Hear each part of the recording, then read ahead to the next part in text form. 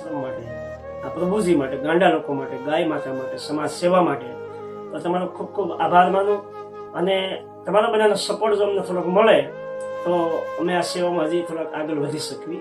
તો તમારા સપોર્ટની થોડીક જરૂર છે. કારણે એટલે ખાસ વિનંતી કરીને કહું છું બધાને કે રામા મંડળ તમારે રમાડવું હોય તો આજે બીજાનું મંડળ રમાડો કે તમે ગંગડી આશ્રમ મંડળ રમાડો તો તમારું જે કાંઈ ફંડ આવે, જે કાંઈ તમે યોગદાન આપો એ તમારો એક એક રૂપિયો અહીંયા લખ્યો કરે. તમારી નજર સામે છે આ વસ્તુ બધી.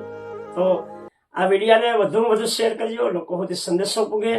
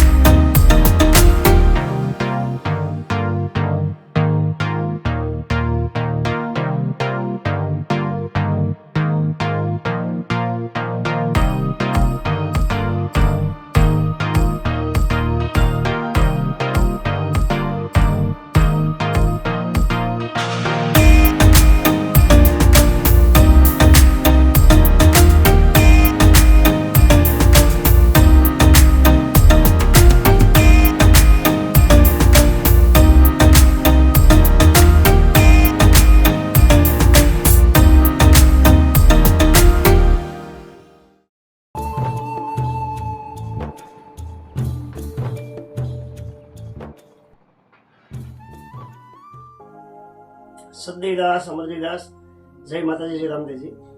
જુનાગઢ જિલ્લો, મેંદરડા તાલુકો, બીર સમઢિયાળા ગામ, ગંગડી આશ્રમ પ્રતિનિધિ રામદેવ મંદિર, જે અહીંયા પ્રભુજીની સંસ્થા રહેશે. અને 260 જગ્યા પ્રભુજી હાસવી છે અને 60 જેટલી ગાયો છે. ગાય માતા ગૌશાળા પણ કામ ચાલુ છે.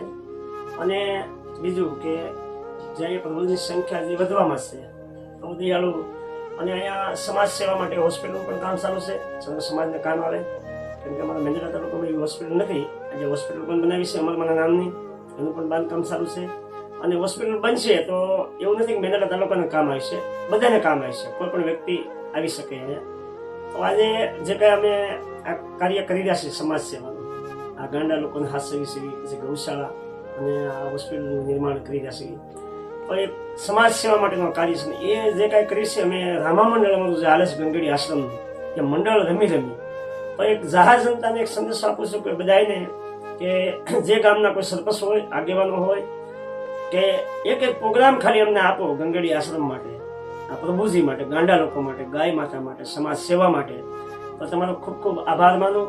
અને તમારા બધાનો સપોર્ટ જો અમને થોડોક મળે તો અમે આ સેવામાં હજી થોડાક આગળ વધી શકીએ. તો તમારા સપોર્ટની થોડીક જરૂર છે. કારણે એટલે ખાસ વિનંતી કરીને કહું છું બધાને કે રામા મંડળ તમારે રમાડવું હોય તો આજે બીજાનું મંડળ રમાડો કે તમે ગંગડી આશ્રમ મંડળ રમાડો તો તમારું જે કાંઈ ફંડ આવે, જે કાંઈ તમે યોગદાન આપો એ તમારો એક એક રૂપિયો અહીંયા લખ્યો કરે. તમારી નજર સામે છે આ વસ્તુ બધી. તો આ વિડીયાને વધુમાં વધુ શેર કરજો, લોકો સુધી સંદેશો પૂગે અને લોકોને ખ્યાલ આવે ગંગડી આશ્રમમાં કેવી સેવા લીધી છે.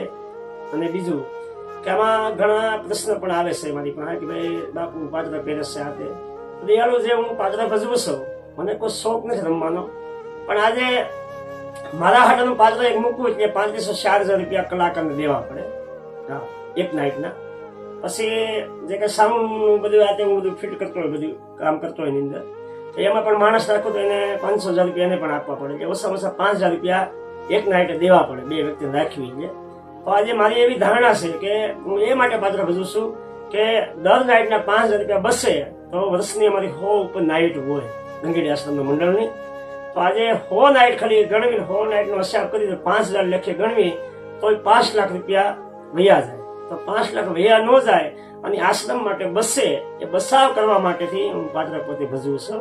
હા, અને જે કાંઈ હું પાત્ર ભજવું છું એ ફક્ત ને ફક્ત ગાય માતા માટે, આ ગાંડા લોકો માટે અને સમાજ સેવા માટે, બાકી મને કોઈ એવો શોખ નથી. હા, તો દયાળુ જે કાંઈ પ્રશ્ન હોય, જેને પ્રશ્ન આવા મૂંઝવતા હોય તો આ વિડીયો ખાસ સાંભળજો, એમાં થોડું ધ્યાન દેજો. મેં જે વાત કરી કે ભાઈ 5,000 રૂપિયા દર નાઇટે જાય અને 100 નાઇટના 5 લાખ રૂપિયા વયા જાય, 5 લાખ જો વધે તો અહીંયા 5 લાખનું ઘણું કામ થાય આશ્રમની અંદર. એ માટે હું મહેનત કરું છું.